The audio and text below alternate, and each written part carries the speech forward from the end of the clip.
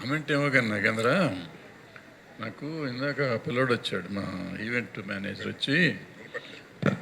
Manager వచ్చి sir Q&A పెడదాం అనుకున్నాము, ఇక్కడ జనం లేరు సార్, వీళ్ళెవరు రిపోర్టర్స్ లేరు సార్ Q&A కంటే నాగేంద్ర ఉన్నాడు కదా అక్కడ, ఉన్నాడు సార్ అన్నాడు. నాగేంద్ర అంటే ఇంకెవళ్ళన్నా ఎందుకయ్యా, ఒకడు చాలు కదా మనకి అని చెప్పాను, అన్నాను కదా. అదిగో థ్యాంక్ యూ సో మచ్. నువ్వు ఉంటే చాలు. నువ్వంటే ప్రాబ్లం ఏంటంటే నువ్వు ఉంటే 2 గంటలు కావాలి, మిగిలిన వాళ్ళందరికి గంట, నీకు గంట. నాకు అరగంట ఇచ్చాడు అన్నయ్య, నువ్వు ఇలాంటి మాటలు మాట్లాడితే ఒప్పుకునేది లేదు. శేఖర్ అరగంట ఇచ్చాడు నాకు. శేఖర్ అరగంట ఇచ్చాడు? ఎస్, అడుగు, ఎదురుగుండా ఉన్నాడు. శేఖరా అంత పని చేశాడు, ఇచ్చాడు. ఇంకేంటి, you are caught and bowled. Correct, నువ్వు కరెక్ట్.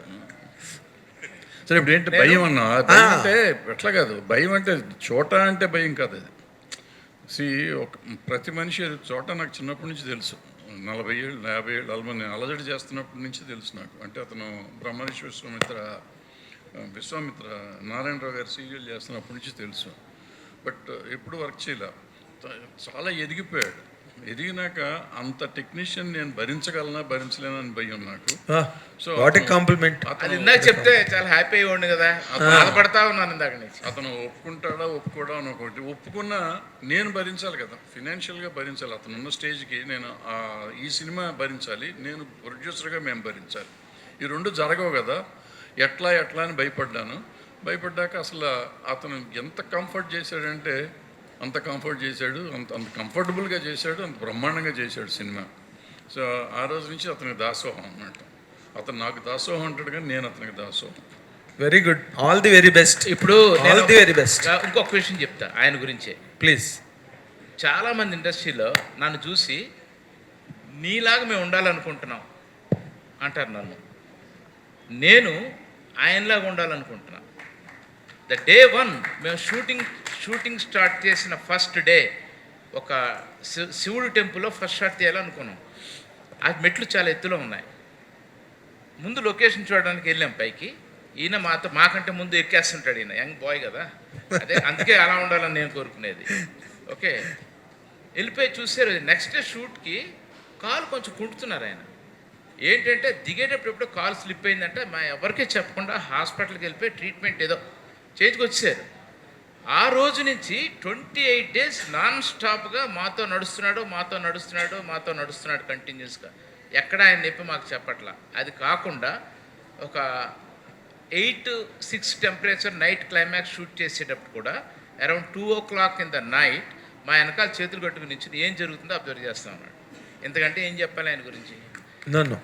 This commitment. సినిమా అంటే సినిమాయే ప్రాణం, సినిమా తప్ప మాకు ఏమీ లేదు. సో అందుకని నేను ఆయనలో ఉండాలని కోరుకుంటున్నాను. Yes, by letter and spirit is a veteran. There is no doubt about it. Good luck, all the very best.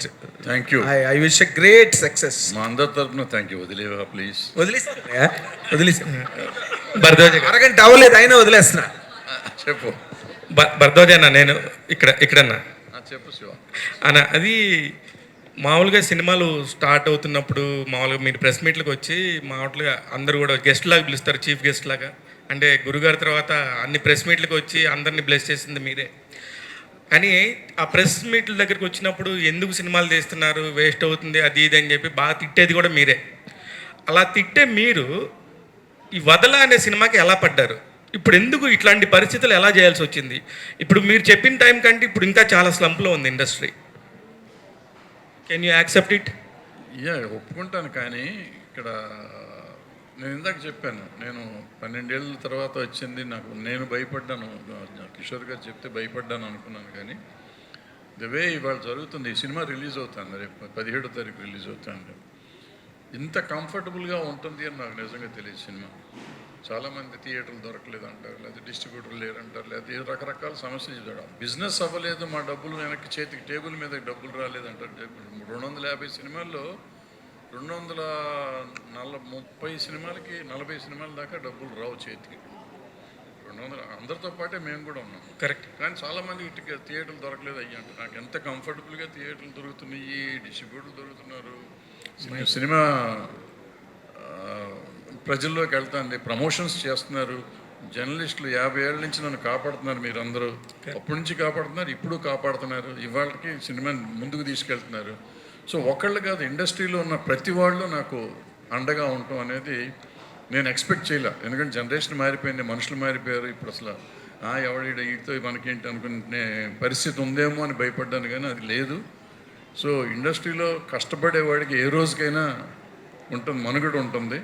Of course table మీద ప్రాఫిట్స్ వస్తాయా రావా అనేది నాకు నేను చెప్పలేను, కానీ రేపు చూసి ప్రజలు వదలకుండా సినిమా చూసి మమ్మల్ని ఆదరించి డబ్బులు కూడా ఇచ్చి మా కిషోర్ గారికి నష్టం లేకుండా చేస్తారు.